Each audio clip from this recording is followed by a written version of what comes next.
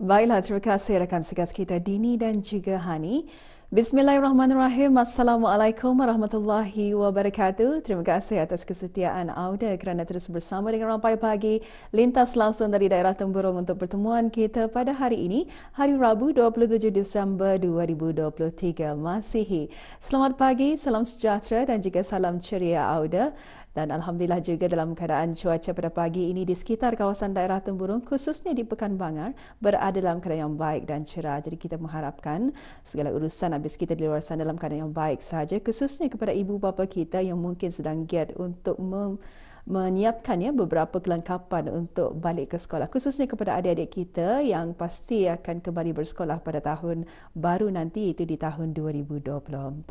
Jadi Auda, Alhamdulillah dalam pertemuan kita ini juga ingin saya kongsikan satu info semasa mengenai acara yang akan berlangsung di sekitar kawasan daerah Temburong ini, iaitu acara Malam Kebudayaan Bermukun yang akan diadakan pada hari Ahad 31 Disember 2023, iaitu pada hari Ahad bermula pada pukul 8 malam dan mengambil tempat di Dewan Kemasyarakatan Kompleks Dewan Kemasyarakatan Belalung, Pekan Bangar, daerah Temburong ya. Jadi Auda, itulah antara satu info semasa yang dapat saya kongsikan bersama dengan Auda. Apa kata untuk seterusnya kita terus saja menyaksikan bahan yang telah pun dimuatkan. Untuk itu kita saksikan bersama Auda.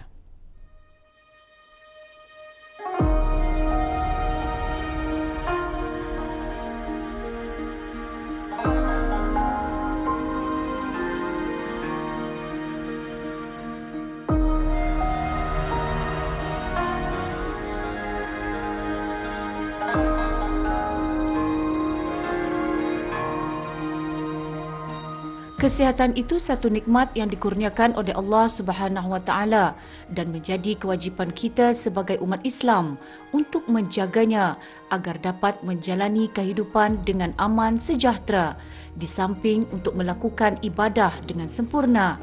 Menjaga kesihatan itu adalah dituntut dalam Islam dan seperti sabda Rasulullah sallallahu alaihi wasallam yang diriwayatkan oleh Bukhari dan Muslim, sebaik-baik perubatan yang manusia lakukan ialah dengan hijamah, iaitu bekam. Rasulullah sallallahu alaihi wasallam sendiri mengamalkan rawatan bekam untuk kesihatan, menjadikan ia sebagai sunnah untuk kita lakukan.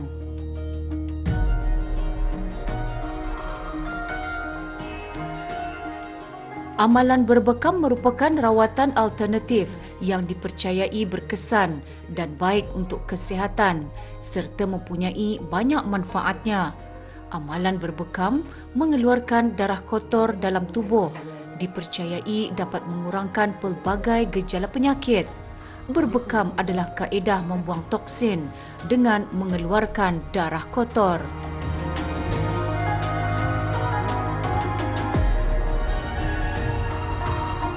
Berbekam juga merupakan satu kaedah perubatan Islam, alternatif kepada perubatan moden yang dipraktikkan di negara Brunei Darussalam dengan menggunakan peralatan tertentu untuk membuang dan mengeluarkan darah toksin dari permukaan kulit dan ditampung dalam bekas bekam yang menyebabkan penarikan darah di dalam bekas tersebut.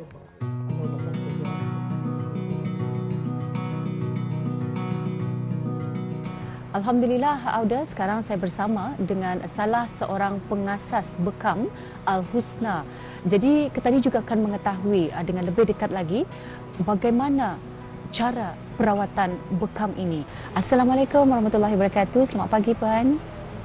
Waalaikumsalam warahmatullahi wabarakatuh. Selamat pagi. Ya, Alhamdulillah. Apa kabar pada pagi ini? Alhamdulillah sehat, semangat. Alhamdulillah. Jadi silakan Puan untuk mengkongsikannya sedikit mengenai dengan kebaikan perawatan bekam ini. Perawatan bekam ini merupakan proses mengeluarkan darah. Tujuannya untuk supaya badan itu merasa lebih segar dan membuang segala darah-darah kotor yang ada di badan itu lah. Dan bekam ini juga adalah salah satu sunnah Rasulullah sallallahu alaihi wasallam.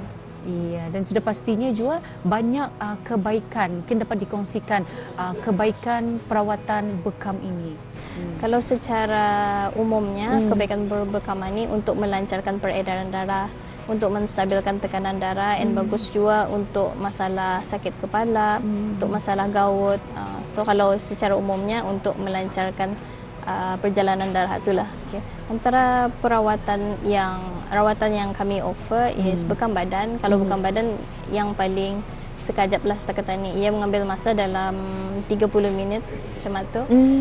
Lepas tu ada bekam separuh badan juga. Jadi separuh badan itu ia terkandung badan sama bahagian kaki ataupun badan sama bahagian kepala.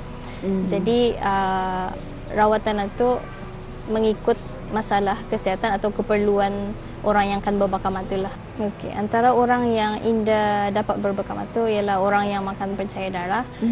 Pencair darah seperti warfarin, sebab kenapa indah boleh efek pencair darahnya tu terlalu kuat. Jadi bila dicucuk, walaupun satu cucuk, ia punya darahnya tu terlalu lambatlah keluar. Ditakuti payahkan berhenti. Jadi kami indah menerima orang yang memakan pencair darah warfarin. Dan antaranya juga orang yang menghidap kencing manis yang gulanya terlalu tinggi sama keadaan kulitnya indah dapat luka sebab ditakuti merebak dan menyakiti lagi lah.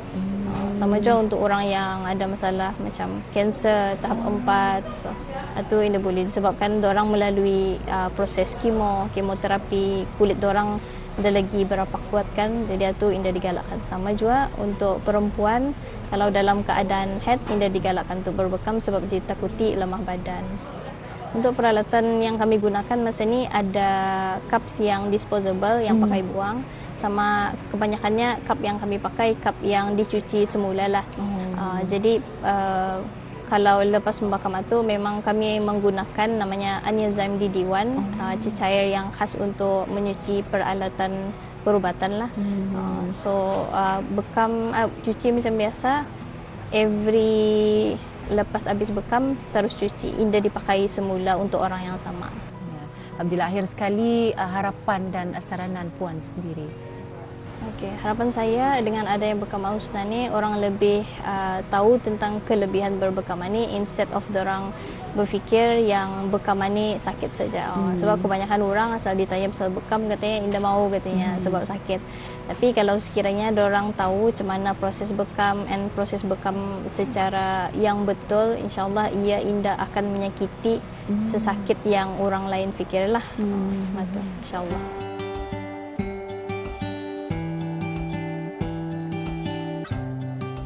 Antara kelebihan berbekam ialah melegakan sakit kepala, menurunkan paras gula, mengeluarkan toksin dalam badan, melancarkan peredaran darah, membuang sel-sel darah yang mati serta memperkuatkan ketahanan imunisasi badan. Oleh itu, jangan berbekam semasa sakit, tetapi haruslah semasa sihat kerana mencegah itu lebih baik dari merawat. Dan berbekam juga mempunyai tarikh-tarikh yang disarankan untuk mendapatkan rawatan bekam.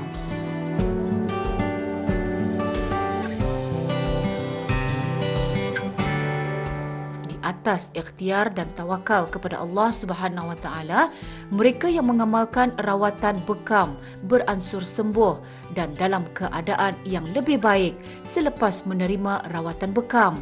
Seperti kaedah perubatan lain, berbekam juga merupakan satu ikhtiar untuk menjauhkan penyakit dari dalam badan.